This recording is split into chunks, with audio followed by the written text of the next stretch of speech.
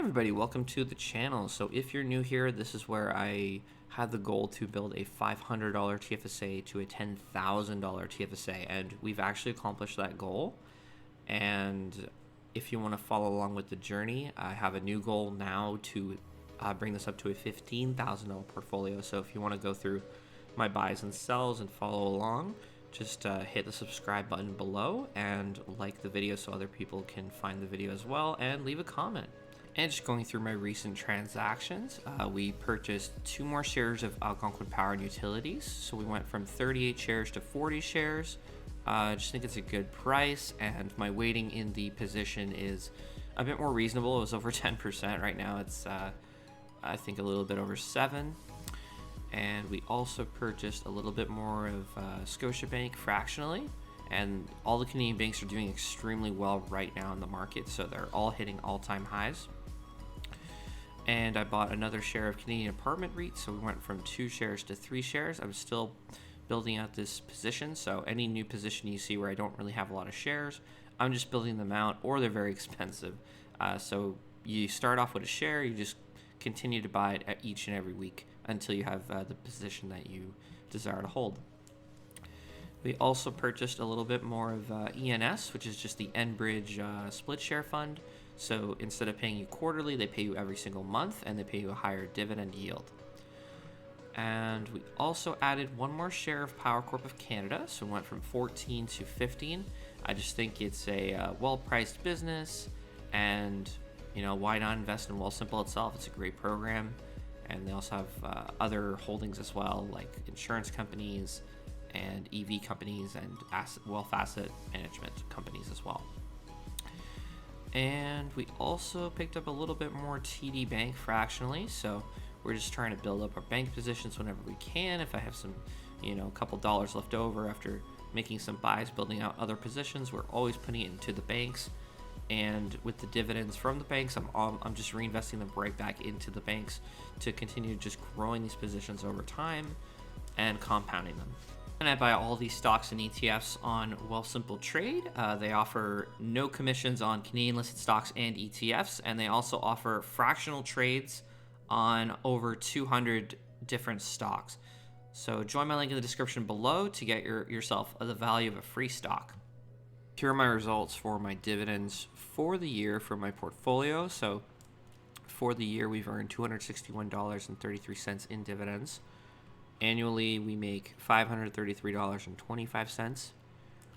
Every month, we're making $44.44. And then on the daily, one of the first goals I had was to make $1 a day. We did that around the 6-month mark. So now we're making about $1.46 every single day. And I'm also tracking the months it takes to earn each $100 I make. So when I started the portfolio, it took me about 6.5 months to hit it the first time, then about 3.5 to hit it the second time, and now it's going to take me about 2.25. So this just tracks the snowball effect or the compounding effect of dividend investing.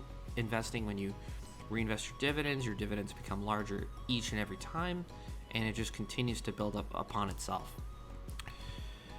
And I picked $100 because it's a decent amount of money to where, it can make an impact in your life. $100 can get you something that you like. It can pay a bill. It can buy you a video game. Whatever it is that you need, $100 can provide. For the most part, just little things that can enhance your quality of life. And the goals I have for the portfolio, just to, keep myself motivated to continue investing consistently each and every month. I want to get up to $50 a month in dividends, so we're not far off from that. So we're just going to continue, and I also want to receive $2 a day in dividends in passive income for the next year for 2022. As for the portfolio value goal, I'm going to try to hit $15,000 this year.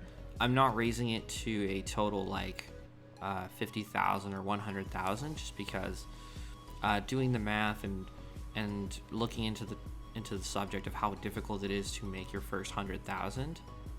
It takes a very long time, and I don't want to make such a difficult goal that's going to take so many years to achieve that I'm not even seeing progress, because it's going to be demotivating in my opinion. So I think just break it down into more realistic goals, like smaller goals that you can achieve over time. So we'll gradually get to the larger amounts of money and stay focused. So just, you can have an ultimate goal, but, make smaller realistic goals along the way. So, you can see yourself making progress and you can stick to investing over the long term. And if we look at my dividend growth, we can see that in February we started with absolutely nothing, and each and every month it just kept going up and up and up.